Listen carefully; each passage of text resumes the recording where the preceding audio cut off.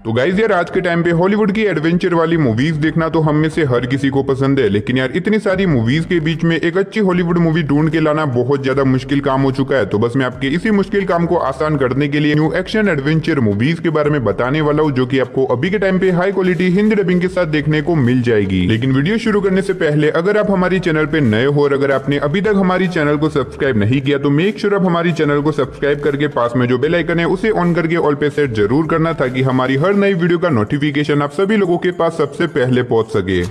तुम्हें खिलौना बना के खेला जा रहा है।